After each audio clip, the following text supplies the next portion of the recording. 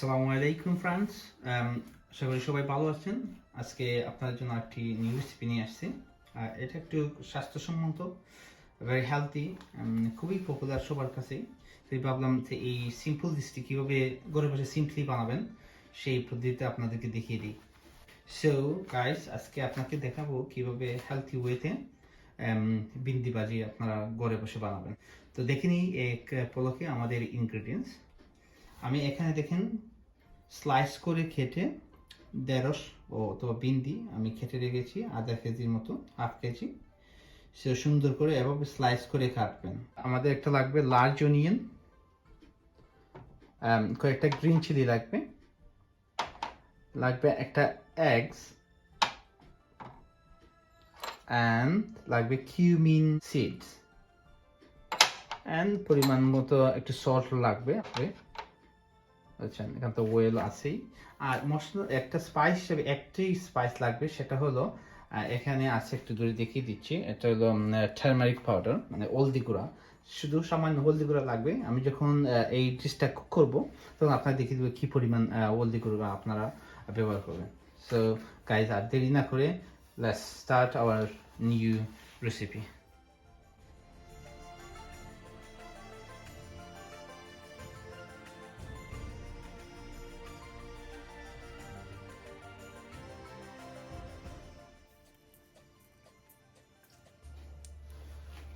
তো বন্ধুরা, তেলটা যখন গরম হয়ে আসবে আপনারা সাথে সাথে কিউমিন সিড আমি এগুলো দিয়ে দিচ্ছি।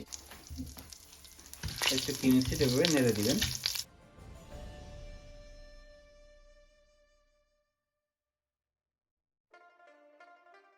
কুকারটা মিডিয়াম হিটে রাখবেন যাতে করে বেশি হিট না হয়ে পুড়ে না যায়। সাথে সাথে একটু সল দিয়ে দিচ্ছি, পরিমাণ মতো আপনারা সল দিয়ে দেবেন।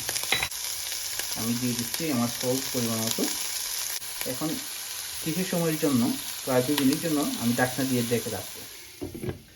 তো আমরা 2 মিনিটের জন্য ঢাকনা দিয়ে ডেকে রাখলাম, কারণ ফেসগুলো একটু সফট হওয়ার জন্য। 2 মিনিট পরে আমরা দেখলাম অনিয়নগুলো একটু সফট হয়ে গেছে। তো বন্ধুরা, এখন আমি আপনাকে বলছিলাম একটা আমাদের স্পাইস লাগবে, সেটা হলো টারমারিক পাউডার। তো দেখুন, আমি 1 চামচ টেবিল স্পুন আমি 1 চামচ এখানে দিয়ে দিলাম।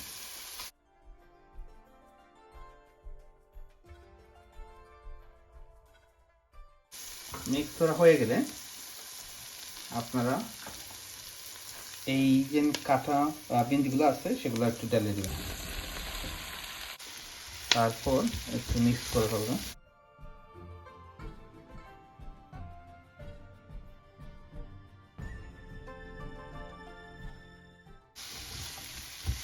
এবং ভালো করে মিক্স করা হয়ে যাবে, স্পাইসগুলা প্রত্যেকটা বিন্দির সাথে লেগে যাবে।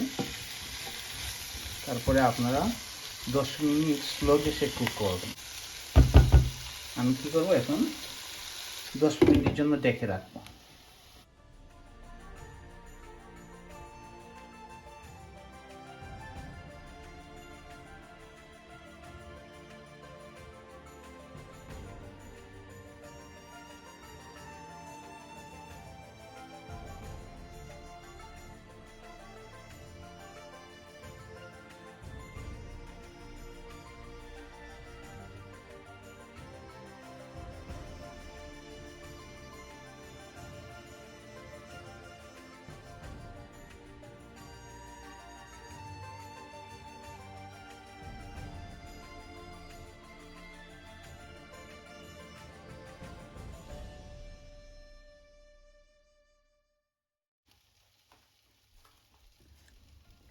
There you go, my friend, হয়ে গেল বিন্দি ভাজি।